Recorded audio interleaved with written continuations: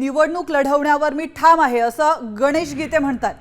महाजनांनी चर्चेसाठी बोलवलेलं आहे आणि त्यानंतर निर्णय घेऊ असं देखील ते म्हणालेत। वर्षभरापासून निवडणुकीची तयारी करत होतो असं देखील गीतेंचं म्हणणं आहे। त्यामुळे आपण आपल्या विचारांवर ठाम आहोत, निवडणूक लढवण्यावर ठाम आहोत असं गणेश गीते यांनी स्पष्ट केलंय। अजून मी तर माझी निवडणूक लढण्याच्या निर्णयावर ठाम आहे। आता आज मला गिरीश भाऊ भेटणार आहे, त्यांनी मला त्या ठिकाणी बोलवलेलं आहे। चर्चेनंतर ठरवू त्या ठिकाणी काय करायचं। प्रदेशाध्यक्षांनी असं सांगितलंय की जे अधिकृत उमेदवार आहेत त्यांनाच मतदान करावं। त्यांनी उमेदवारांची नावं सुद्धा वाचून दाखवलीत।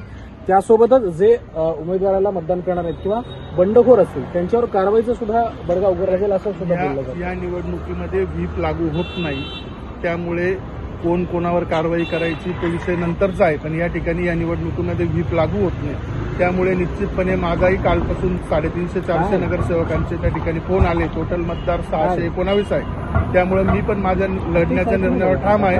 त्या ठिकाणी आज चर्चा आणखी काय निर्णय घ्यायचा तर उद्या माघारीचा शेवटचा दिवस आहे। तुम्ही माहितीने दिलेल्या उमेदवाराला विरोध का करता? तुम्हाला नाही दिलेला आहे तसं गणेश गीते माझी भेट झालेली आहे। रात्री आम्ही भेटलेलो आहोत, आजही ते या ठिकाणी आलेले आहेत। थोड्याच वेळात माझी त्याची भेट होईल। मी एका महत्त्वाच्या कामाने पुन्हा बाहेर जाऊन येतोय, पण निश्चित माझी त्यांची भेट होईल, त्यांच्याशी मी बोलेल आणि त्यांना आम्ही सांगणार आहोत की आपण या ठिकाणी फॉर्म मागे घ्यावा, आपला अर्ज जो आहे तो या ठिकाणी मागे घ्यावा असं आम्ही त्यांना विनंती करणार आहोत, सांगणार आहोत।